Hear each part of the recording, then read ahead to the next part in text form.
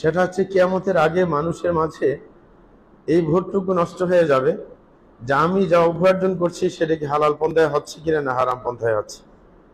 কেউ এটা পার্থক্য করতে চেষ্টা করবে, বরং যে কোনো ভাবেই কামাই করা যাক না কেন সেই পথেই সে অগ্রসর হবে।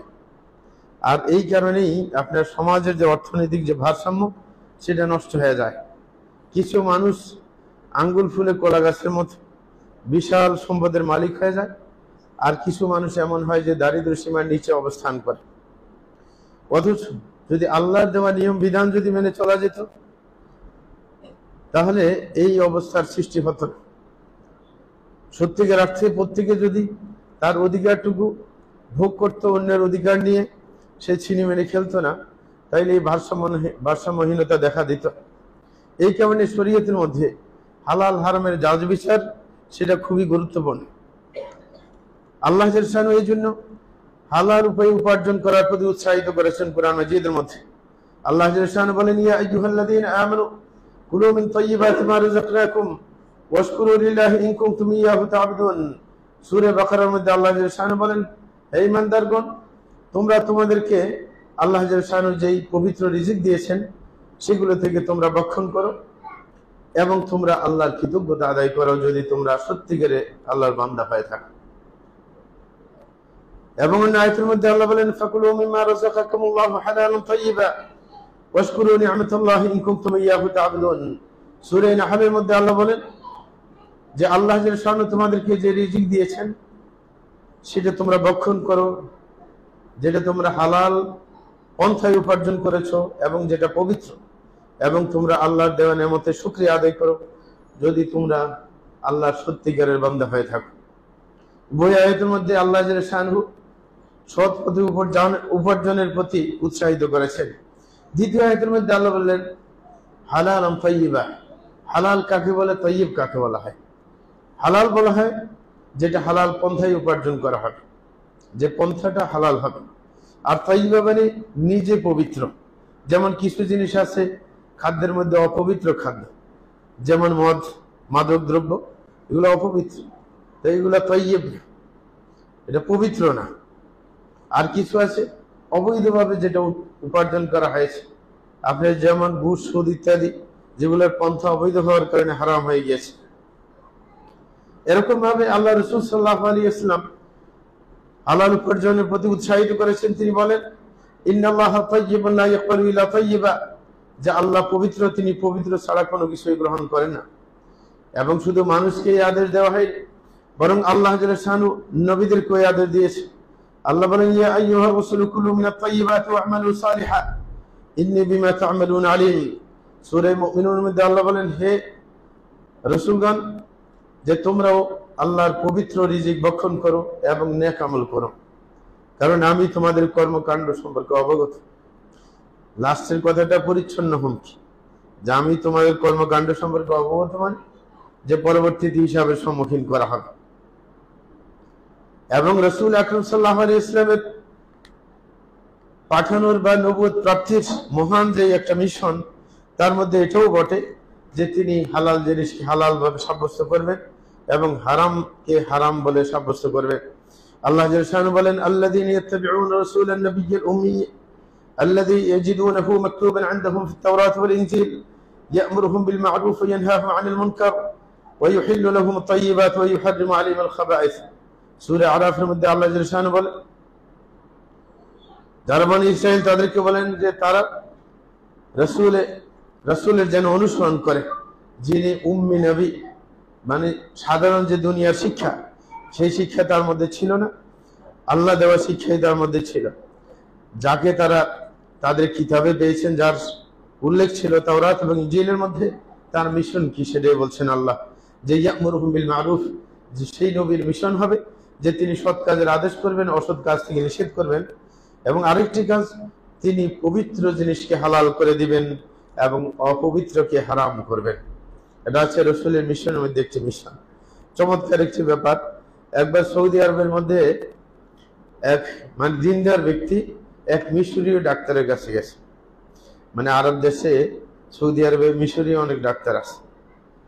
তো সেদিনকার মানুষ যখন দেখলো তার কাছে গেল, দেখে ধূমপান করে, তো ওকে বুঝতে পারে না, বারবার ওর চিকিৎসার প্রয়োজন হয়, তো বারবার দেখে যে ধূমপান করে, তোকে যতবার বলে যে এটা হারাম, এই সেই মানে ও বুঝতে চায় না, ও বলে যে এটা মাকরুহ। হ্যাঁ, আমাদের দেশে তো এই পন্থাই চলে, মাকরুহ আর কি।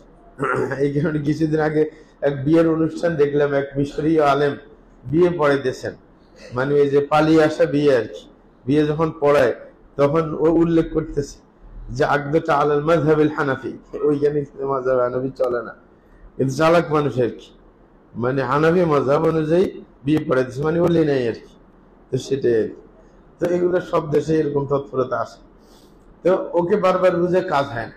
তো একদিন সে হঠাৎ করে যখন বললো যে এইগুলা ছাড়ো না, এগুলো তোমরাই জানো যে এগুলা স্বাস্থ্যের জন্য ক্ষতিকর, তারপরে এটা আপনি সেবন করে কি মানে বুঝতে পারে না। শেষ পর্যন্ত সে এই আয়াতটা বলল যে আল্লাহ রাসূল সাল্লাল্লাহু আলাইহি ওয়াসাল্লামের একটা মিশন যে ওয়াইহিল্লু লাহুমুত তাইয়্যিবাত ওয়া ইউহাররিমু আলাইহিমুল খাবায়েথ, যে আল্লাহ রাসূল সাল্লাল্লাহু আলাইহি ওয়াসাল্লাম পবিত্র জিনিসকে হালাল করবেন এবং অপবিত্র জিনিসকে হারাম করবেন।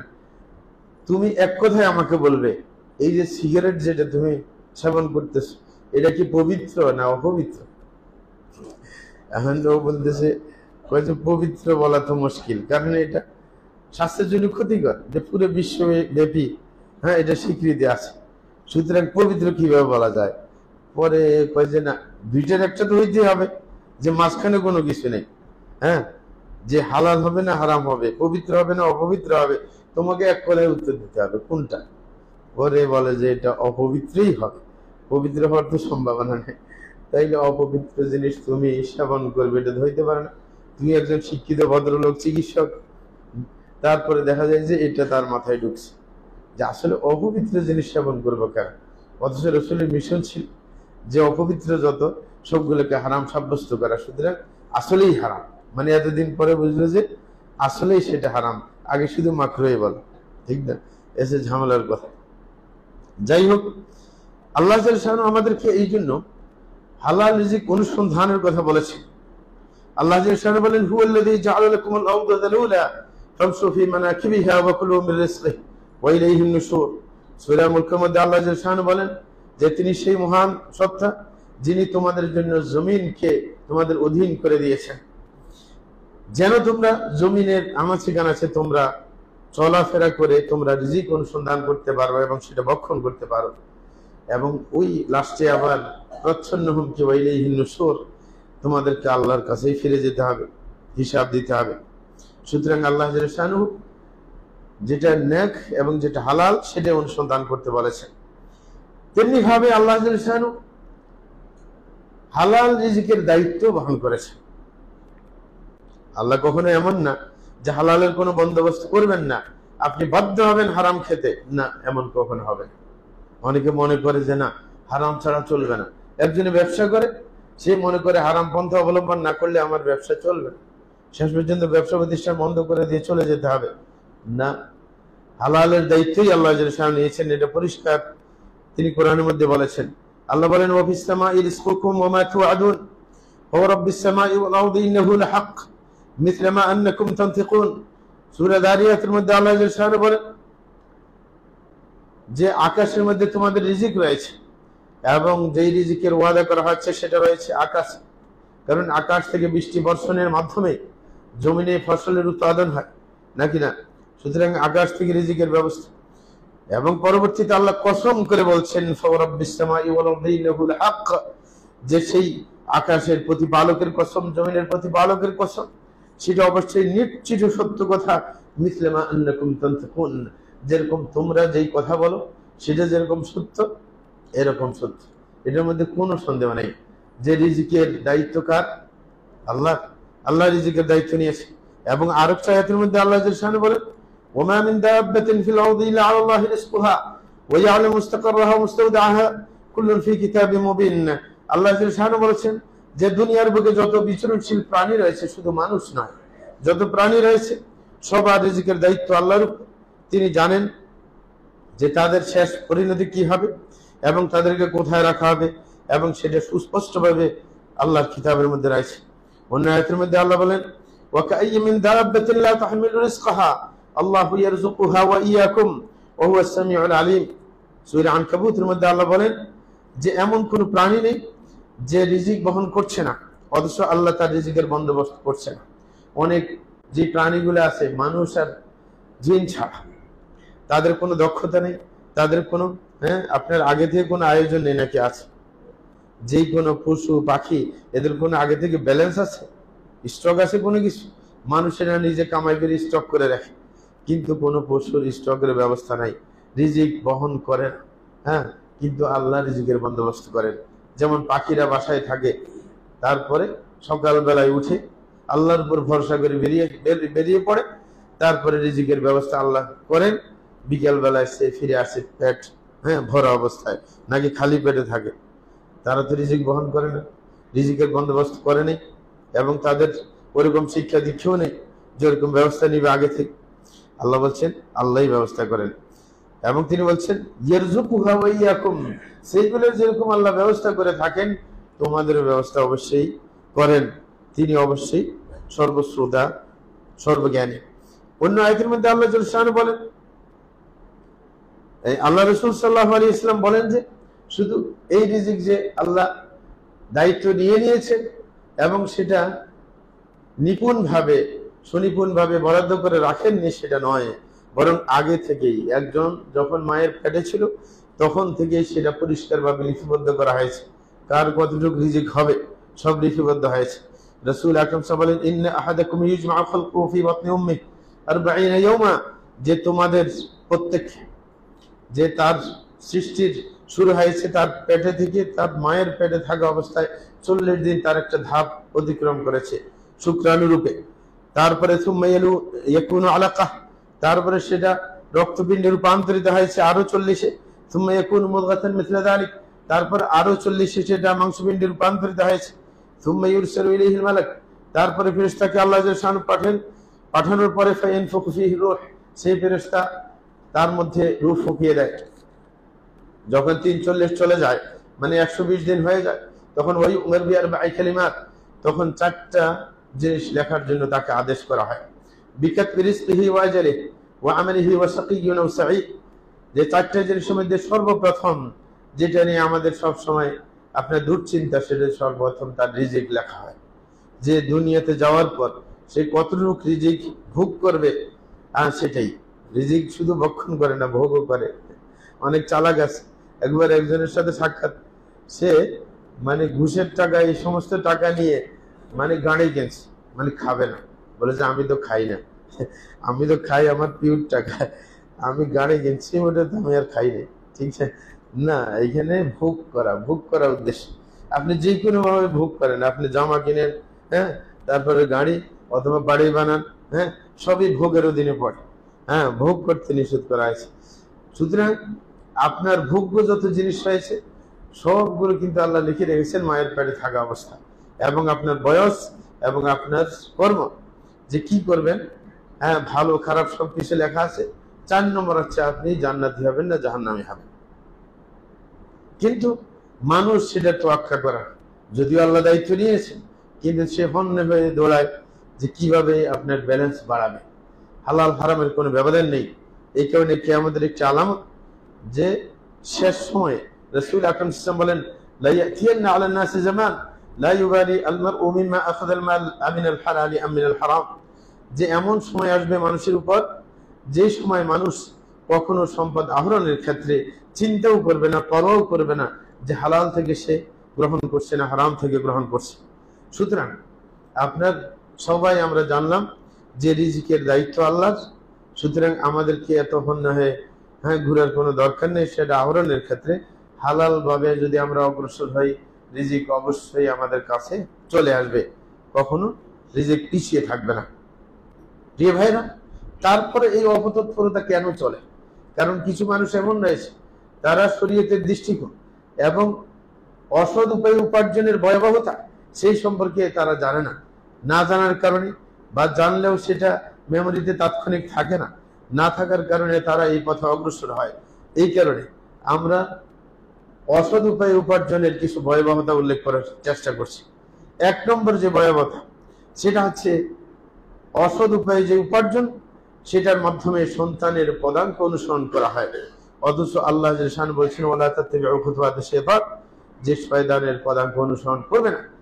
তাহলে শয়তানের পদাঙ্ক অনুসরণ করা হয় যারা অসৎ উপায় উপার্জন করেন, এবং যিনি হারাম ভক্ষণ করেন, শয়তান তাকে ভ্রষ্ট করার আর দায়িত্ব আদায় করতে হয় না, সে এমনিতেই পথভ্রষ্ট। এই কারণে আল্লাহ জাল্লাহু বলেন ওয়ালা তাত্তাবিউ খুতুওয়াতিশ শাইতান ইন্নাহু লাকুম আদুউম মুবিন ইন্নামা ইয়া'মুরুকুম বিস-সুই ওয়াল ফাহশা ওয়া আন তাকুলু আলা আল্লাহি মা লা তা'লামুন। আল্লাহ জাল্লাহু বলেছেন যে তোমরা কখনো শয়তানের পদাঙ্ক অনুসরণ করবে না, কারণ সে তোমাদের চরম শত্রু, সুস্পষ্ট শত্রু। শয়তানের কাজ হচ্ছে শয়তান তোমাদেরকে খারাপের পরামর্শ দিবে এবং অশ্লীলতার পরামর্শ দিবে এবং আল্লাহর ব্যাপারে এমন কিছু বলবে যেটা তোমরা জানো না। এই আয়াতটা এসেছে, তার আগে আরেকটা আয়াত ছিল। সেই আয়াতের মধ্যে আল্লাহ বলেন, এটা সূরা বাকারার আয়াত, যে ইয়া আইয়ুহান নাসু কুলু মিম্মা ফিল আরদি হালালান তাইয়্যিবা ওয়া লা তাত্তাবিউ খুতুওয়াতিশ শাইতান ইন্নাহু লাকুম আদুউম মুবিন। আল্লাহ জাল্লাহু বলেন, সেই মানুষ যে তোমরা জমিনে যে হালাল আছে, যে পবিত্র রিজিক আছে সেটা ভক্ষণ করো, কখনো শয়তানের পদাঙ্ক অনুসরণ করবে না, কারণ শয়তান সবসময় অপবিত্র এবং অসৎ উপায়ে যে উপার্জন হয় সেটার পরামর্শই দেয়। এই কারণে সেই পথে যাবে। এই কারণে ইউসুফ ইবনে আসবাত রাহিমাহুল্লাহ তিনি চমৎকার কথা বলেছেন। তিনি বলেন ইন্নাল আবদা ইযা তাআব্বাদ ক্বালা শাইতানু লিআওয়ানিহি উনজুরু মিন আইনা মাতআমুহু। বলে যে কোন একজন ব্যক্তি যদি ভালোভাবে ইবাদত শুরু করে, দিনরাত ইবাদতের চিন্তা মাথায় যে ইবাদত করে, তখন শয়তান তার চেলাপেলাকে বলে যে তোমরা একটু দেখো তো তার খাদ্য কি হালাল, মানে খোঁজ নেওয়ার জন্য বলে। যদি তার খাদ্য হালাল হয়, হারাম হয়, ফাইন কানা মাতআমু সু, যদি শয়তানের সাঙ্গপাঙ্গরা খুঁজে দেখে যে না তার খাদ্য হালাল না, তখন শয়তান তার চেলাপেলাকে বলে দাউহু ইয়াতআব ওয়া ইজতাহিদ, বলে যে ওকে আর ডিস্টার্ব করার কোনো দরকার নেই, সে কষ্ট করে ইবাদত করতেই থাকুক। ফাকাদ কাফাকুম নাফসা, বলে যে তোমাদের ডিউটি থেকে সে তোমাদেরকে মুক্ত করেছে, তাকে নিয়ে ডিউটি দেওয়ার কোনো দরকার নেই, কারণ সে যখন হারাম খাচ্ছে তার ইবাদত কবুল হচ্ছে না, সুতরাং তাকে পথভ্রষ্ট করার কোনো টেনশন করতে হবে না, সে এমনিতেই পথভ্রষ্ট। সুতরাং তোমাদের দায়িত্ব থেকে সে অব্যাহতি দিয়েছে, তোমাদের কষ্ট করতে হবে না। বলছে ফাইন্না ইবাদাতুহু মা আকলিল হারাম লা তুগনি আনহু শাইআ, বলে যে কেউ যদি ইবাদত করে হারাম ভক্ষণের পাশাপাশি, তাহলে সেটা তার কোনো কাজেই আসবে না। প্রিয় ভাইরা, দ্বিতীয় অসৎ উপায় উপার্জনের যে ভয়াবহতা, সেটা হচ্ছে আপনার যেই কোনো সময়ে যেই কোনো বিপদ আপদে সর্বশেষ আপনার ঠিকানা হচ্ছে এবং আশ্রয়ের স্থল হচ্ছে আল্লাহ জাল্লাহু, নাকি না? আপনি অসুস্থ হয়ে পড়েছেন, সমস্ত ডাক্তার বলেছে যে আপনার কোনো চিকিৎসা নেই, সেই ধর্ণার জায়গা কোথায়? আল্লাহ, যে স্রষ্টার কাছে ধর্ণা দিবেন। এরকম অনেক ঘটে। আমাদের এক শিক্ষক ছিল, যখন আমরা সিয়াসা শারঈয়া পড়তেছিলাম মদিনা ইউনিভার্সিটিতে, ইয়াকুব আদ-দাহলভী, মানে তার দাদার বাড়ি ছিল সে ইন্ডিয়াতে, দিল্লিতে। তো তার দাদা সফর করে চলে গেছে এক সময়, যখন ভিসা টিসার প্রয়োজন ছিল না সৌদি আরবে, তো সেইখানে বেড়ে ওঠা ওই বংশীয়, ওইভাবেই দেহলভী বলে। তার ছেলেপেলেরা সবাই ইউনিভার্সিটি শিক্ষক। তো সে একবার বলছিল আমাদেরকে, মানে ক্লাসের মধ্যে সে বলছিল যে একসময় আমার ব্রেন ক্যান্সার ধরা পড়ার পর আমি চিকিৎসা শরণাপন্ন হই। রিয়াদে যে আপনার বড় বড় ডাক্তার আছে সরকারি, এদের কাছে যাওয়ার পর সর্বশেষ সবাই যৌথভাবে মিটিং করে, যত ডাক্তার আছে, ব্রেন বিশেষজ্ঞ আছে সৌদি আরবের, সবাই একমত হলো যে আমি আর বেশি দিন বাঁচব, মাত্র 3 মাস বাঁচব। মানে তাদের মানে ডেট দেওয়া আর কি, যে আপনার যা খাওয়া দাওয়ার দরকার 3 মাসের মধ্যে খেয়ে দিয়ে শেষ করেন, বাকি 3 মাস পর আপনি আর বাঁচবেন না, কারণ আপনার এটার কোনো চিকিৎসা হয় না, যা আমাদের বুঝে আসে না এটা চিকিৎসা। তো উনি বকা দিলেন যে কিসের ডাক্তার হইলে যে মরার ডেট দিয়ে দেয়, বাঁচার না ডেট দিবে, ঠিক না? তখন সে রাগ করে পরবর্তীতে আমেরিকা চলে যায়।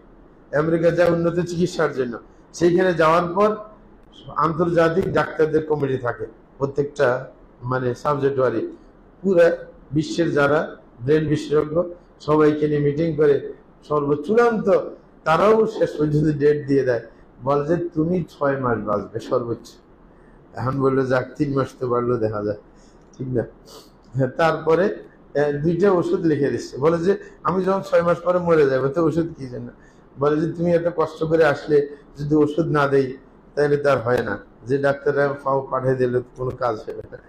তারপরে বললো দেখো একটা কথা আছে, তুমি 6 মাস পর্যন্ত হ্যাঁ মানে স্রষ্টার উপর ভরসা করে যদি তুমি থাকতে পারো, যদি 6 মাস পরে যদি বেঁচে গেছো দেখো, আর এই ক্যান্সারের কারণে তোমার মরতে হবে, ঠিক আছে, মানে এটা তো মানে ভালো হবে না। কিন্তু যদি এটা পার করে ফেলছো তাহলে মনে করবে যে আর এই ক্যান্সারের কারণে মরবো না, অন্য কিছুর কারণে মরবো। হ্যাঁ, এটা সারার না, কখনো এটা সারা না। তো এখন সে আবার ফিরে আসছে আমেরিকা থেকে, ফিরে এসে চিন্তা করলো কি করা যায়, মানে সময় তো ফুরিয়ে আসছে। তখন সে প্রত্যেকদিন সিয়াম পালন করার চেষ্টা করে, রাত্রে তাহাজ্জুদ পড়ে কান্নাকাটি করে, জমজমের পানি পান করে, আল্লাহর কাছে বলে আল্লাহ তুমি তো ক্যান্সার দিলে, তুমি তো ভালো করতে পারো, আর কেউ তো ভালো করতে পারো, আমি তো দুনিয়াতে চেষ্টা করলাম কিন্তু কাজ তো হচ্ছে না, তুমি একমাত্র ভালো করবে। বলে যে তারপরে আস্তে আস্তে আস্তে আস্তে দেখলাম আমার সুস্থতা দেখা দেয়। 6 মাস পার হয়ে গেল, যেমন ধাক্কা পার হইলো, যে ওরা বলে দিল যে 6 মাস পার হয়ে যদি বাঁচো তারপরে মনে করবে যে ঠিক আছে। পরে 6 মাস যাওয়ার পর এই যখন আমাদেরকে ঘটনা শোনাচ্ছেন, বলে যে এখন 14তম বছর চলতেছে আমার, মানে এই ডেটের পরে 14 বছর হয়ে গেছে, এখন আমি বাঁচিয়ে আছি।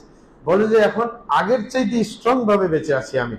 বলে যে আমার মনে হয় আমি যখন যুবক ছিলাম, ইউনিভার্সিটিতে যখন পড়ছিলাম, তখন আমার যে মেধার যে শক্তি ছিল, শ্রবণ শক্তি, তার চাইতে এখন আরো স্ট্রং হয়ে গেছে, কারণ সে আল্লাহর উপর নির্ভরশীল হয়েছেন, আল্লাহ সবকিছু ভালো করে দিয়েছেন। তো সুতরাং আল্লাহ সেটা করতে পারেনি। তো এই যে আপনার শেষ যে ধর্ণা দেওয়ার জায়গাটুকু, সেটা কিন্তু নষ্ট হয়ে যায় অসৎ উপায়ে উপার্জন যদি করে কেউ এবং সেটা ভক্ষণ করে, তখন সেই যত চিল্লা পাল্লা করবেন আল্লাহ শুনবেন না, তাইলে এটা ডেঞ্জারাস অবস্থা। হ্যাঁ, সুতরাং এই শেষ জায়গাটুকু হারানোর চেষ্টা কেউ যেন না করে। রাসূল আকরাম সাল্লাল্লাহু আলাইহি ওয়াসাল্লাম বলেন ইন্নাল্লাহা তাইয়্যিবুন লা ইয়াকবালু ইল্লা তাইয়্যিবা, যে আল্লাহ যে শান পবিত্র, তিনি পবিত্র ছাড়া কখনো কোনো কিছু গ্রহণ করেন না। এবং বলছেন ওয়া ইন্নাল্লাহা আমারাল মুমিনিনা বিমা আমারা বিহিল মুরসালিন, যে আল্লাহ যে শান যে জিনিসটা আদেশ করেন রাসূলদেরকে, সেটার আদেশই মুমিনদেরকে আদেশ করেছেন। আল্লাহ বলেন কি ইয়া আইয়ুহার রাসূলু কুলু মিনাত তাইয়্যিবাতি ওয়া'মালু সালিহা, রাসূলদেরকে বলেছেন হে রাসূলগণ, যে তোমরা পবিত্র রিজিক ভক্ষণ করো এবং তোমরা নেক আমল করো। এবং মুমিনদেরকে বলেছেন ইয়া আইয়ুহাল্লাযীনা আমানু কুলু মিন তাইয়্যিবাতি মা রাযাকনাকুম, যে বলেছে হে ঈমানদারগণ, তোমরা তোমাদেরকে যে পবিত্র রিজিক দেওয়া হয়েছে সেটা ভক্ষণ করবে। তারপরে রাসূল আকরাম সাল্লাল্লাহু আলাইহি ওয়াসাল্লাম মূল কথাটুকু বলছেন। এই রেফারেন্স দেওয়ার পর বলছিলেন যে আর রাজুল ইউতিলু আস-সাফার আশআথ আকবার ইয়ামুদ্দু ইয়াদাইহি ইলাস-সামা ইয়াকুলু ইয়া রাব ইয়া রাব ওয়া মাত'আমুহু হারাম ওয়া মাশরাবুহু হারাম ওয়া মালবাসুহু হারাম ওয়া গুযিয়া বিল হারাম ফাআন্না ইউস্তাজাবু লিযালিক। তিনি বলছেন, রাসূল বলেন যে এমন ব্যক্তি দেখা যাবে যে দীর্ঘ সফর করেছে, আর মুসাফিরের দোয়া কিন্তু কবুল হয়, কিন্তু সে মুসাফির দীর্ঘ সফর করে আসছে, এবং আশআথ আকবার তার আপনার চুল এলোমেলো, মানে চুল আঁচড়ানো হয়নি, সফরে ছিল সে, এবং ধুলাবালি লেগে আসছে চুলের মধ্যে, এই কঠিন অবস্থা, সেই সময় কিন্তু দোয়া কবুল হওয়ার সময়। মুসাফির সে, মুসাফির বলে যে সফররত অবস্থায় সে আকাশের দিকে 2 হাত উঁচিয়ে আল্লাহকে বলবে ইয়া রব ইয়া রব, হে আমার প্রতিপালক, হে আমার প্রতিপালক, তুমি আমার এই সমস্যা দূর করে দাও, এই সমস্যা দূর করে দাও।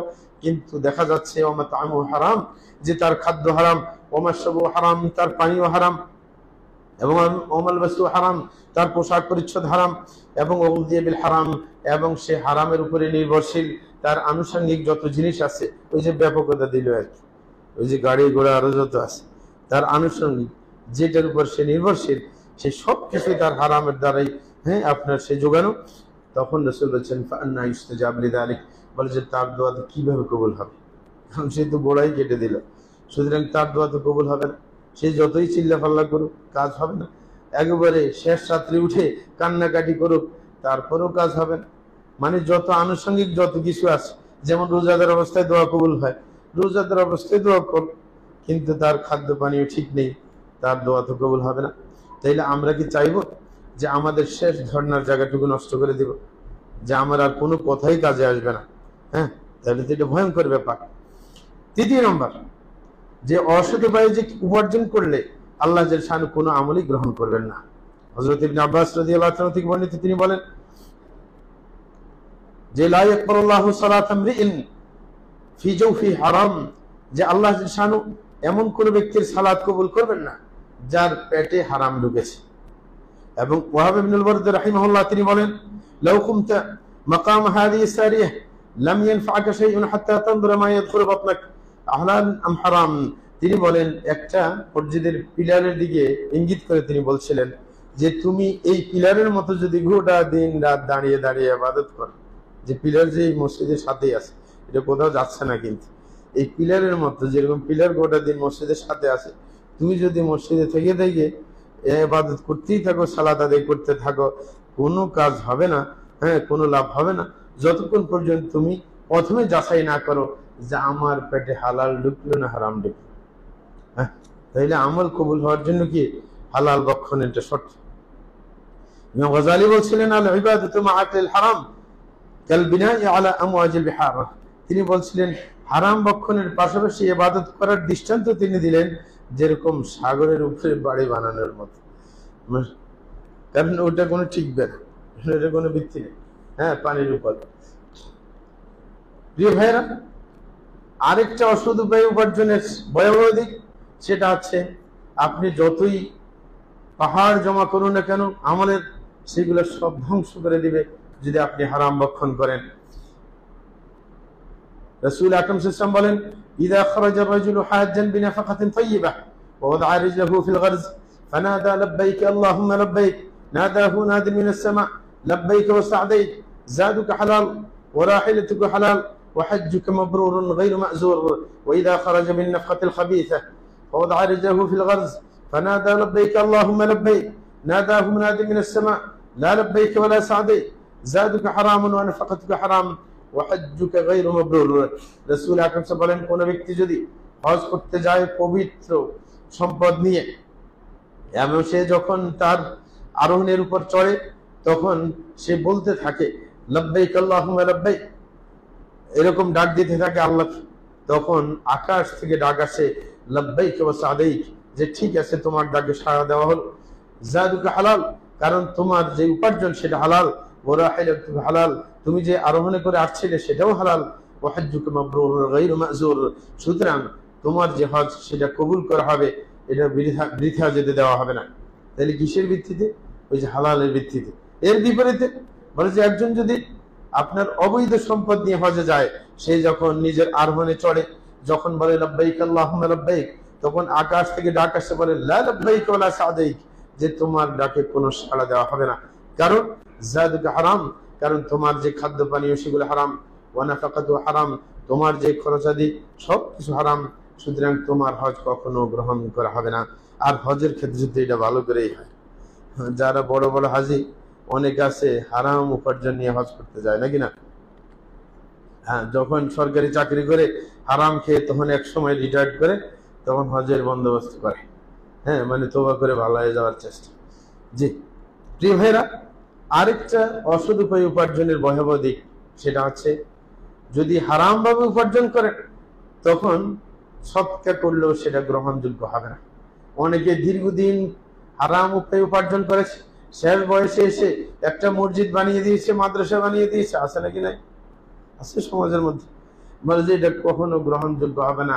সে মনে মনে মন কলা খেলে চলবে না যে আমি সৎকার করে দিয়েছি, এত বিশেষ যে হুজুররা বলে মান বানা লিল্লাহি মাসজিদা বানাল্লাহু লাহু বাইতান ফিল জান্নাহ, যে আল্লাহর জন্য একটা মসজিদ তৈরি করবে, তার জন্য জান্নাতে একটি ঘর তৈরি করা হবে, সুতরাং আমার তো জান্নাতের ঘর নিশ্চিত হয়ে গেছে। না, কাজ হবে না, কারণ আপনার অসৎ উপায়ে উপার্জন করে টাকা থেকে করা হয়েছে, সুতরাং এই সৎকার গ্রহণযোগ্য হবে না। রাসূল বলেন লা তুকবালু সালাতুন বিগাইরি তুহুর, যে কোনো সালাত পবিত্রতা ছাড়া গ্রহণ করা হবে না। অনেকে আবার লজ্জার কারণে অপবিত্র অবস্থায় সালাত আদায় করে। একজন সালাতে দাঁড়িয়েছে, হঠাৎ করে উযু চলে গেছে, লজ্জা আর বের হয়ে যায় না, আছে, তখন সে সালাত কন্টিনিউ করে, তার সালাত হবে না। পবিত্রতা বাধ্যতামূলক। রাসূল আকরাম সাল্লাল্লাহু আলাইহি ওয়াসাল্লাম সালাতে দাঁড়িয়েছিলেন, তাকবীর দিলেন, তারপরে বললেন যে কুমু মাকানাকুম, যে তোমরা জায়গা মতো দাঁড়িয়ে থাকো, আমি আসতেছি। পরে ঘরে আসলেন, ভুলে গিয়েছিলেন যে ওনার ফরজ গোসল ছিল, তারপরে গোসল করে তার ফেরত গেলেন। রাসূল একজন গুরুত্বপূর্ণ ব্যক্তিত্ব, যার ব্যক্তিত্ব ছিল, তিনি তো মানে ব্যক্তিত্ব নষ্ট হয়ে যাবে সেটার আশঙ্কা করেন নাই, নাকি না? যেটা প্রয়োজন, এখানে লজ্জার কিছু নেই। তার রাসূল আরো বলছেন ওয়ালা সাদাকা মিন গুলুব, যে যুদ্ধের সময় কেউ যদি বন্টনের আগে চুরি করে কোনো আপনার যুদ্ধলব্ধ সম্পদ যদি নিয়ে নেয়, সেটা কখনো আপনার সেখান থেকে সদকা দিলে গ্রহণযোগ্য হবে না। মানে কথা হচ্ছে হারাম থেকে কোনো সদকা দিলে গ্রহণ করা হবে না। রাসূল আকরাম সাল্লাল্লাহু আলাইহি ওয়াসাল্লাম আরো হাদিসের মধ্যে বলেন, ইযা আদাইতা যাকাতা মালিক ফাকাদ কাদাইতা মা আলাইকা ফীহি ওয়া মান জামা'a মালান হারাম সুম্মা তাসাদ্দাকা বিহি লাম ইয়াকুন লাহু ফীহি আজর ওয়া কানা ইসরুহু আলাইহি। রাসূল বলেন, কোন ব্যক্তি যদি তার সম্পদের সদকা দেয়, তাইলে তার উপর যা আপনার বরাদ্দ ছিল সেটা করেছে। একজনে অবৈধভাবে অনেক টাকা উপার্জন করে তারপরেও যদি জাকাত দেয়, জাকাত দেওয়ার যে সিস্টেম আছে সেই সিস্টেম আদায় হবে, কারণ অত টাকা দেখলে অত দিতে হয়, এটা শরীয়তের একটা সিস্টেম আর কি। সুতরাং সেটা পালন হবে। কিন্তু রাসূল বলছেন, ওমান জামা'a মালান হারামা সুম্মা তাসাদ্দাকা বিহি, কেউ যদি হারাম পন্থায় যদি অনেক সম্পদ যদি একত্রিত করে ফেলে, তারপরে সে যদি সদকা করে, লাম ইয়াকুন লাহু ফীহি আজর, বলে যে এতে কোনো সওয়াব তার হবে না, ওয়া কানা ইসরুহু আলাইহি, বরং এটার ক্ষতি তাকেই বহন করতে হবে। সুফিয়ান সাউরী রাহিমাহুল্লাহ চমৎকার কথা বলেছিলেন। তিনি বলেন, মান আনফাকাল হারামা ফি আত-তাআ ফাহুয়া কামান তাহহারা সাওবা বিল বাউল ওয়া সাওবা লা ইউতাহহারু ইল্লা বিল মা।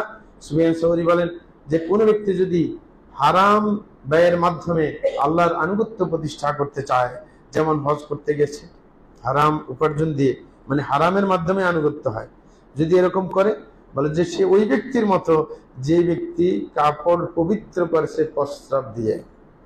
মানে প্রস্রাব দিয়ে যদি কাপড় ধোয়, এই কাপড় কি পবিত্র হবে না? কোশ্চেন কালো হবে না। এবং তিনি বলছেন, বলে যে কাপড় তো পবিত্র করা হয় ভালো পানি দিয়ে, প্রস্রাব দিয়ে তো পবিত্র হয় না। বলছে বলে যে মানুষের যদি গুনাহ হয়, এই গুনাহ কিন্তু আল্লাহ ক্ষমা করে দেন হালাল সদকা খেরাতের মাধ্যমে। সুতরাং হারাম দিয়ে কাজ হবে না। প্রিয় ভাইরা আমার, 6 নম্বর যে হারামের ভয়াবহতা হারাম উপার্জনের, সেটা হচ্ছে যে আল্লাহ জাল্লা শানহু কোনো ব্যক্তি যদি হারাম উপায়ে উপার্জন করেন, তার উপর রাগান্বিত হন।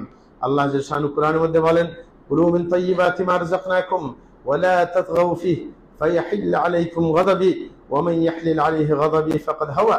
সূরা তাহার মধ্যে আল্লাহ বলেন যে তোমরা তোমাদেরকে যে পবিত্র রিজিক দেওয়া হয়েছে সেটা ভক্ষণ করবে, কখনো সীমা অতিক্রম করতে যাবে না, তাহলে আল্লাহ জাল্লা শানহু তোমাদের উপর রাগান্বিত হবেন। আর যার উপর আল্লাহর রাগটা বাস্তবায়িত হবে, সে ধ্বংসপ্রাপ্ত হবে, তার কোনো সুফল আসবে না। প্রিয় ভাইরা, 7 নম্বর যে ভয়াবহতার দিক, সেটা হচ্ছে আল্লাহ জাল্লা শানহু রহমত থেকে বিতাড়িত করেন ওই ব্যক্তিকে, যেই ব্যক্তি অসৎ উপায়ে উপার্জন করে। রাসূল আকরাম সাল্লাল্লাহু আলাইহি ওয়াসাল্লাম এরকম অনেক জায়গায় লানতের কথা বলেছেন। হাদিসের মধ্যে এসেছে, লাআনা রাসূলুল্লাহ আকিলার রিবা ওয়া মুকিলাহু ওয়া কাতিবাহু ওয়া শাহিদাই, যে রাসূল আকরাম সাল্লাল্লাহু আলাইহি ওয়াসাল্লাম লানত দিয়েছেন।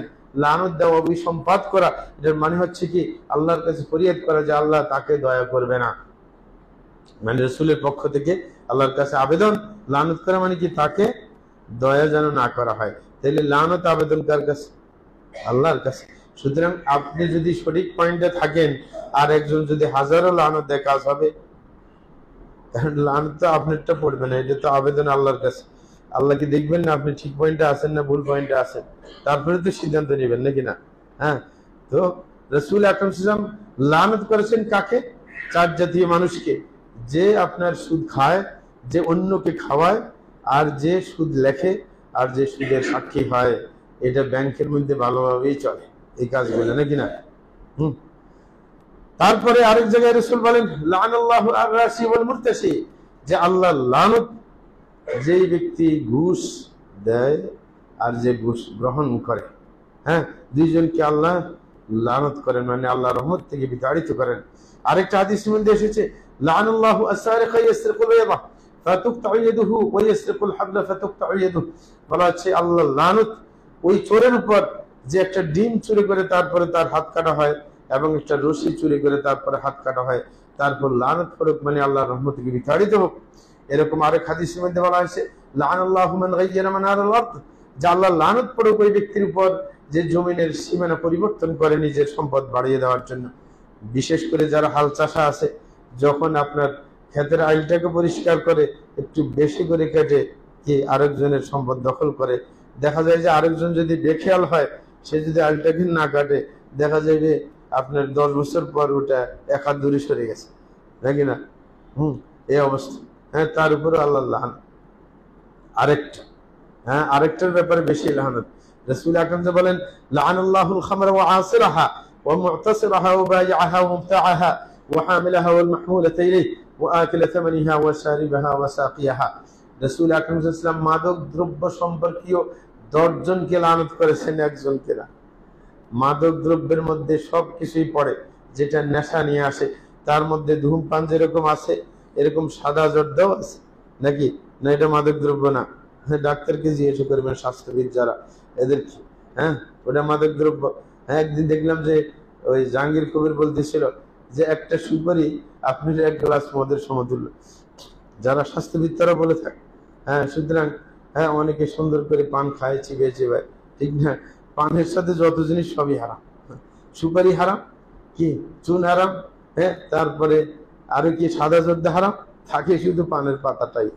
এই পান পাতাটাই শুধু হালাল। হ্যাঁ, তো সুতরাং পারলে মশলা দিয়ে খান, আর কি করবে, ওই সমস্ত ছাড়তে হবে। যাই হোক, তো আল্লাহ লানত করছেন 10 জিনিসকে। প্রথম হচ্ছে মাদক দ্রব্যকে লানত করেছে, যে তার মধ্যে যেন কোনো বরকত না আসে, এটা খাই কোনো ফায়দা নেই। এত বছর যে একজনে পান খাইতেছে, কোনো ফায়দা হয়েছে? হ্যাঁ, কিছুই হয়নি। হ্যাঁ, একজনে ধূমপান করতেছে, আপনার কি বছর কোনো ফায়দা হয়েছে? হ্যাঁ, এটার মধ্যে আল্লাহ কি কোনো ফায়দা রাখা নেই, বরং লানত আল্লাহর। হ্যাঁ, তারপরে বলছে ও আসিরাহা, যে মাদক দ্রব্য বানায়, এবং ও মুতাসিরাহা, যেটাকে পরিশোধন করে, ও বাইআহা, যেটা বিক্রেতা, আর ও মুবতাআহা, যে নিজে কেনে, ও হামিলাহা, এবং যে বহন করে নিয়ে যায়, ওয়াল মাহমুলাতু ইলাইহি, যার কাছে বহন করে নিয়ে যাওয়া হয়, মানে দোকানদার, একজন যে সাপ্লায়ার আর একজন দোকানদার, তার কাছে বহন করে নিয়ে যাওয়া হয়। ও আকিলা থামানিহা, আরেক পেশে যে এটা বিক্রি করে অর্থ খায়, তারপরে লানত। ওই যে দোকানে সিগারেট বিক্রি করে অর্থ খায়। বলছে ওয়া শারিবাহা ওয়া সাকিয়াহা, যে নিজে সেবন করে, ওয়া সাকিয়াহা, যে আরেকজনকে সেবন করতে আগিয়ে দেয়। সুতরাং আপনার বাপ হোক, তারপরে যদি বলে যে আমার জন্য একটু সাদা জর্দা নিয়ে আসবে, আপনি অপারগতা পোষণ করবেন যে আপনার জন্য দরকার হইলে আমি উন্নত মানের মিষ্টি নিয়ে আসবো, কিন্তু এই কাজে আমি নাই, নাকি? একজনে বলছে যে দোকানে যাচ্ছে, আমার জন্য একটা সিগারেটের প্যাকেট নিয়ে আসবে, ক্ষমা চাইবেন, বলবেন যে এই কাজ হবে না। অফিসার আপনাকে বলছেন না, এই কাজ হবে না, অন্য কাজের অর্ডার দেন, আরো যত ভারী হয় সেটাই করবো, নাকি না? নাইলে লানত আপনার উপরে পড়বে। প্রিয় ভাইরা, 8 নম্বর যে ক্ষতিকর দিক অসৎ উপায়ে উপার্জন করার, সেটা হচ্ছে যে আপনি যতই উপার্জন করুন না কেন অসৎ উপায়ে, সেটার ক্ষতি হচ্ছে বরকত পাওয়া যাবে না। যতই কামাবেন বরকত থাকবে না, বরকত থাকবে না। এই বরকত না থাকার কারণে তাদের পেটও ভরে না, নাকি? হাজার হাজার কোটি টাকার মালিক, তারপরে আবারও দুর্নীতি করে, নাকি না? হ্যাঁ, ওই যে দরবেশ সাহেব, শেষ পর্যন্ত এত টাকার মালিক হয়ে আবারও দুর্নীতি, আবার দুর্নীতি, পরে লাঞ্ছিত, আর কি করে? হ্যাঁ, আল্লাহ জাল্লাহু বলেন ইয়ামহাকুল্লাহু রিবা ওয়া ইউরবিস সাদাকাত ওয়াল্লাহু লা ইউহিব্বু কুল্লা কাফারিন আথীম। সূরা বাকারার মধ্যে আল্লাহ বলেন যে আল্লাহ আপনার সুদের উপর বরকত একবারে নষ্ট করে দেন। হ্যাঁ, এবং বরকত দেন কিসের? সদকার মধ্যে। সদকার মধ্যে বরকত, সুদের মধ্যে কোনো বরকত নেই। এবং আল্লাহ কখনো যে আল্লাহর অকৃতজ্ঞ এবং যে পাপী তাকে পছন্দ করেন না। রাসূল আকরাম সাল্লাল্লাহু আলাইহি ওয়াসাল্লাম বলেন মা আহাদুন আকসার মিনার রিবা ইল্লা কানা আকিবাতু আমরিহি ইলা কিল্লাহ। রাসূল বলেন কোন ব্যক্তি যদি সুদের মাধ্যমে, সুদী কাজ করার মাধ্যমে নিজের সম্পদ বাড়িয়ে নেয়, তার পরিণত হবে বরকত শূন্য সম্পদ, যে কোনো বরকত থাকবে না। হ্যাঁ, অনেক কিছু আছে কিন্তু বরকত নাই, টানা হেঁচড়া, তারপরেও ঘাটতির শেষ নেই। এবং রাসূল আরেক হাদিসের মধ্যে বলেন আল হালিফু মানফাআতুন লিসলাহ মামহাকাতুন লিরিবহ। বলে যে কেউ যদি অবৈধ কসম খেয়ে, দোকানদাররা করে, অবৈধ কসম খেয়ে যদি পণ্য বিক্রি করে, সেটা পণ্য দ্রুত সাপ্লাই করতে সহযোগিতা করে। কারণ আপনি যদি কসম করে বলেন যে ভাই, যদি বলে যে 100 টাকা এটা দিবেন, বলে যে আল্লাহর কসম 100 টাকা দিয়ে কিনেই হয় না, তাইলে তো লজ্জায় পড়ে আরো কিছু বাড়াই বলবে না। তাইলে আপনার ওই কসম খাওয়ার কারণে একটু সুবিধা পাইছে না, অথচ দেখা যায় যে ওর 70 টাকার কিনা, কিন্তু কসম খাইয়ে ওই 30 টাকা নিশ্চিত করে ফেলছে। এখন ও তো বলবে যে দোকানে কি দোকান দিছি গিয়ে লস করার জন্য, তাইলে তো 30 টাকা আরো 100 টাকার উপরে বলতে হবে, নাকি না? বলে যে এটা পণ্যকে আপনার সাপ্লাই দেওয়ার ক্ষেত্রে সহযোগিতা করে, কিন্তু মামহাকাতুল লিরিবহ, এটা লাভটার বরকত নষ্ট করে দেয়। যে ভাইরা, রাসূল আরো বলেন আল বাইয়ান বিল খিয়ার মা লাম ইয়াতাফাররাকা, যে ক্রেতা বিক্রেতা দুইজনে স্বাধীনতা আপনার ভোগ করতে পারে যতক্ষণ পর্যন্ত তারা একে অপর থেকে বিচ্ছিন্ন না হবে। এটা বেচা বিক্রির একটা মাসালা। যা আপনি এক দোকানে গিয়ে একটা পণ্য খরিদ করলেন, করার পর আপনি যতক্ষণ পর্যন্ত দোকান থেকে বের না হন, এখনো দোকানের ভিতরে আছেন, হঠাৎ করে আপনার মনে পড়লো এই পণ্যটা তো 2-3 দিন আগে কিনছিলেন কিন্তু আপনি ভুলে গেছিলেন। আপনি স্বাধীন, আপনি বলতে পারেন ঠিক আছে এটা আমার লাগবে না, ঠিক না? একজন বিক্রেতা সে একটা কাজের ছেলেকে রেখে খেতে গেছে, কাজের ছেলে জানে না যে এই জিনিসের দাম কত, সে আন্দাজে একটা বলে দিয়েছে। আসে দেখলো যে এখন আপনি দোকানে আসেন, ওরে জিজ্ঞাসা করছে যে এটা কত বিক্রি করিস, বলে যে 100 টাকা। দেখা যায় এটা কিনে পড়ছে 150 টাকা। বলে কি করলি তুই? হ্যাঁ, তো লসে ফেলাই দিলি। তখন যদি বলে মানে ক্রেতাকে যে ভাই এই বিক্রি আমি করতেছি না, আমি ফেরত আসলাম, কারণ সে তো দাম জানে না, হ্যাঁ, সুতরাং সঠিক দাম আমাকে দিতে হবে, তাই সেই সুযোগটা আছে। কিন্তু আমার দেশে কিন্তু এই সুযোগটা দেয় না, কেনার পর শেষ। বলতেছে এই যে ফাইন সাদাকা ওয়া বায়্যানা বুরিকা লাহুমা ফি বাইইহিমা, চমৎকার একটা গাইডলাইন। যারা ব্যবসা বাণিজ্যের সাথে জড়িত আছেন, যে বরকত আসে না কেন, বরকত আসার 2টা শর্ত রাসূল দিয়ে দিলেন, যে সত্যবাদিতা এবং সুস্পষ্টভাবে আমানতদারিতা রক্ষা করা হবে। যে কেউ যদি বলে, কোনো গ্রাহক জানে না ওই পণ্য সম্পর্কে, তার আইডিয়া নেই, সেই যদি বলে ভাইজান হ্যাঁ এই যে কয়েক রকম আপনার কাছে আছে, যেটা টেকসই হবে, ভালো হবে, এরকম একটা জিনিস আমাকে দেন।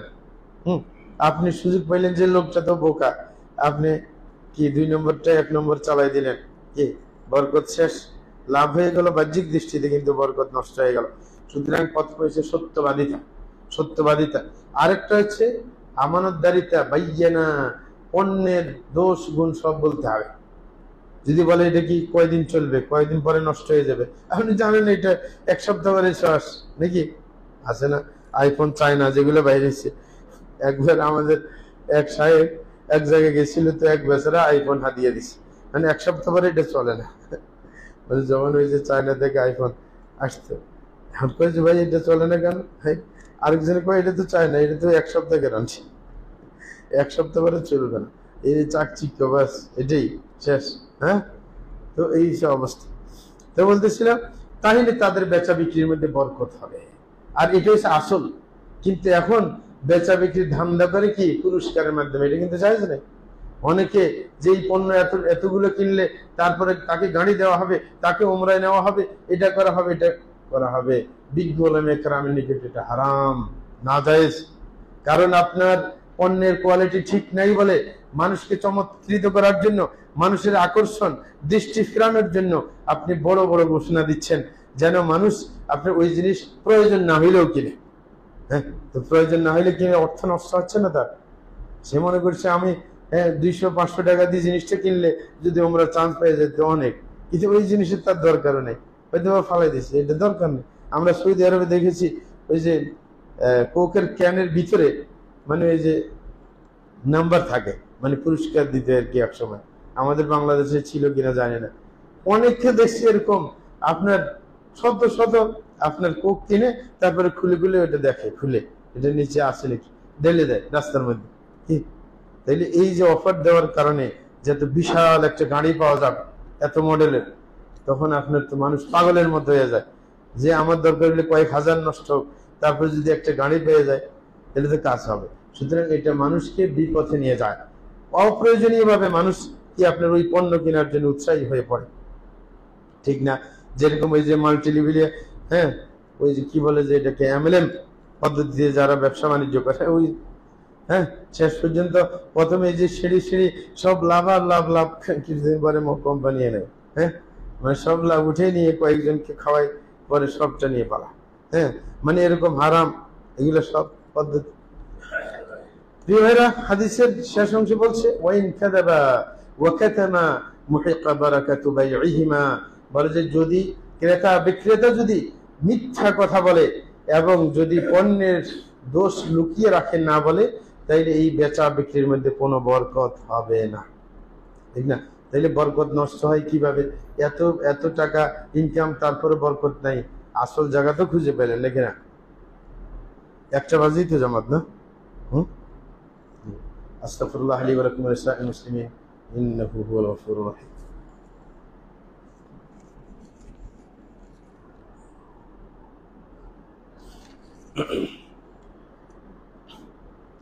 আলহামদুলিল্লাহি রাব্বিল আলামিন ওয়াস সালাতু ওয়াস সালামু আলা সাইয়্যিদিল মুরসালিন নবিয়িনা মুহাম্মদ ওয়া আলা আলিহি ওয়া সাহবিহি আজমাইন, মা বা'দ।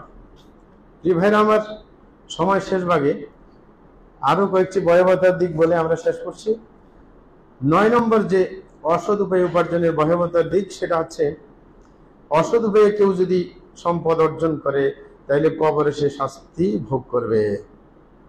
কবরের শাস্তির কারণ রাসূল আকরাম সাল্লাল্লাহু আলাইহি ওয়াসাল্লাম বলেন, আকিলুর রিবা ফি নাহরিদ দামি ওয়া ইউলকামুল হিজারা, যে ব্যক্তি সুদ খায় তাকে বারজাখী জীবনে রক্তের নদীতে তাকে আপনার সাঁতার কাটতে দেওয়া হবে, এবং তাকে যখন পাড়ে ভিড়বে তখন এরকম পাথর হা করে এসে পাড়ের কাছে আসবে, তখন ফেরেশতা পাথর মারবে ওর মুখে, যে মুখের মধ্যে ঢুকবে, এইভাবে তাকে শাস্তি দেওয়া হবে। এটা বারজাখী জীবনের কথা, পরকাল না। এবং ওই ব্যক্তি, যেই ব্যক্তি খাইবার যুদ্ধে মৃত্যুবরণ করেছে, খাইবার যুদ্ধে যে ব্যক্তি মৃত্যুবরণ করেছে, কেউ বলেছে যে শহীদ হয়ে গেছে লোকটা, এরকম যখন কথা আসছে, রাসূল আকরাম সাল্লাল্লাহু আলাইহি ওয়াসাল্লাম তার ব্যাপারে বলেন,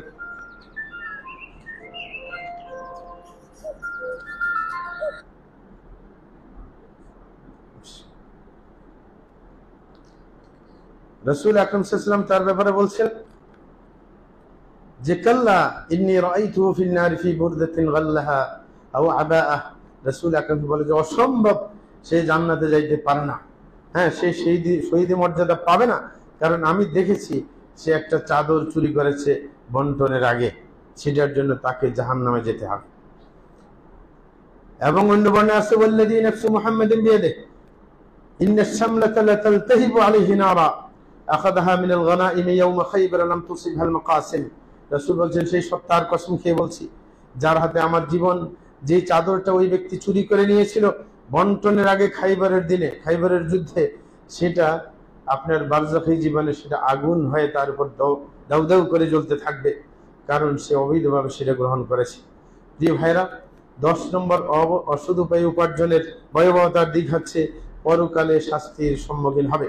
আল্লাহ জাল্লা শানহু বলেন, ইন্নাল্লাযীনা ইয়াকুলুনা আমওয়ালাল ইয়াতামা যুলমা ইন্নামা ইয়াকুলুনা ফি বুতুনিহিম নারা ওয়া সায়াসলাউনা সাঈরা। সূরা নিসার মধ্যে আল্লাহ বলেন যে যারা ইয়েতিমের সম্পদ অত্যাচার করে খায়, মানে তার অধিকার নেই, বলে যে তারা যেন নিজের পেটে আগুন ঢুকিয়েছে এবং সে অবশ্যই জাহান্নামে দগ্ধ হবে। অনেকের আছে মানে ইয়েতিমের সম্পদ ভক্ষণ করে কিভাবে, বলেছে ইয়েতিমের তো পয়সাই নেয় না। কিছু ফ্যামিলিতে ধনী ইয়েতিম আছে না কি নাই, তার ভাই মারা গেছে ছোট বাচ্চা রেখে, অনেক টাকার মালিক ছিল, এখন সেই বাচ্চাগুলা নাবালক যে ওইগুলো ইয়েতিম হয়ে গেছে না, তাহলে আপনি যদি লালন পালন করে তাহলে তার ওই যে সম্পদ খাওয়ার তো সুযোগ আছে, কারণ ওরা তো আর সম্পদের রক্ষণাবেক্ষণ করবে না, আপনি করবেন, তো আপনার সুযোগ আছে খাওয়ার সুবিধা মতো, এই সুদা ওই সুদা দিয়ে। সুতরাং বলে যে এরকম অনধিকার চর্চা করে খাইলে ওই রকম জাহান্নামে দগ্ধ হতে হবে। অন্য আরেকটা রাসূল আকরাম সাল্লাল্লাহু আলাইহি ওয়াসাল্লাম এক বর্ণনায় বলেন, ইন্না রিজালান ইয়াতাখাওয়াদুনা ফি মালিল্লাহি বিগাইরি হক ফালাহুমুন নার ইয়াউমাল কিয়ামাহ। রাসূল বলেন যে কিছু লোক আছে মানে অবৈধভাবে আল্লাহর সম্পদ নিয়ে ছিনিমিনি খেলে, মানে হালাল হারামের কোন তোয়াক্কা করে না, তাদের জন্য পরকালে জাহান্নাম। এবং রাসূল আরেকটা হাদিসের মধ্যে বলেন, লা ইয়ারবু লাহমুন নাবাতা মিন সুহতিন ইল্লা কানাতিন নারু আওলা বিহ। রাসূল বলেন যে কোন শরীরের রক্ত মাংস যদি হারাম দিয়ে গঠিত হয় সেটা জাহান্নামে যাওয়ার উপযুক্ত হবে। যে ভাইরা, সর্বশেষ বলছি যে কিভাবে আমরা হারাম থেকে নিজকে হেফাজত করতে পারবো, সেটা সবচেয়ে গুরুত্বপূর্ণ। কিন্তু সময় শেষ ভাগে সর্বপ্রথম যেটা, কিভাবে আমি হারাম উপার্জন থেকে বাঁচতে পারবো, 1 নম্বর হচ্ছে ঈমানকে দৃঢ় করতে হবে যে রিজিকের মালিক হচ্ছেন আল্লাহ। তখন আপনার যদি এটা যত শক্তিশালী ঈমান হবে ততই হারাম থেকে আপনি বাঁচতে পারবেন। আপনি মনে করবেন হারামের দিকে যাওয়া লাগবে না, যেটা বরাদ্দ সেটা তো হালাল ভাবেই আসবে, সুতরাং আমাকে হারাম ভাবে অগ্রসর হতে হবে কেন, এই চিন্তা যদি ইয়াকিন যদি তৈরি হয় মানুষের মাঝে, তাহলে সে হারামের দিকে যাবে না। কারণ আল্লাহ নিজেই বলছেন, ওয়াফিস সামাই রিজকুকুম ওয়া মা তুআদুন ওয়া রাব্বিস সামাই ওয়াল আরদি ইন্নাহু লাহাক্কুন মিথলু মা আন্নাকুম তানতিকুন। আল্লাহ অন্য আয়াতের মধ্যে বলছেন ইন্নাল্লাহু রাজ্জাকু যুল কুওয়াতিল মাতিন, যে আল্লাহ হচ্ছেন রিজিক দাতা, তিনি শক্তিশালী। হ্যাঁ, সুতরাং তিনি রিজিক দিবেন। যদি রিজিকের আপনার মালিক একমাত্র আল্লাহ হয়ে থাকে, তাহলে অসৎ উপায়ে অগ্রসর হওয়ার কোনো মানে হয় না। আর সেটা তো আমরা একটু আগে জানলামই, যে মানুষের রিজিক যেটা সে ভোগ করবে সেটা মায়ের পেটে থাকা অবস্থায় লেখা হয়ে যায়। এরকম ভাবে রাসূল আকরাম বলেন লান তামুতা নাফসুন হাত্তা তাস্তাকমিলা রিজকাহা, যে কোনো প্রাণী মারা যাবে না যতক্ষণ পর্যন্ত সে তার যে রিজিক বা যার যে ভোগ্য যে জিনিসগুলো বরাদ্দ আছে সেটা পরিপূর্ণরূপে গ্রহণ না করবে। পরিপূর্ণরূপে, হালকা কথা না, যা আপনার যা বরাদ্দ, এরকম কেউ কান্না করা লাগবে না। অনেক মা আছে বিলাপ ধরে, খানা পাকাইছে, ছেলে বায়না ধরছে যে আজকে বিরিয়ানি পাকাও, কিন্তু বিরিয়ানি পাকানো শেষ হওয়ার আগেই মরে গেছে, হয় না এরকম? হ্যাঁ, তো কাঁদে যে খাইয়ে মরতে পারবে না, আর ও তো ভাগ্যেই ছিল না, ঠিক না? ওটা তার জন্য বরাদ্দ ছিল না, বরাদ্দ থাকলে ওটা খাইয়েই মরতো, নাকি না? সুতরাং রাসূল বলছেন কারো রিজিক পরিপূর্ণভাবে ভোগ না করে সে মরবে না। যার রিজিক কম তার চেতনাও এরকম হবে।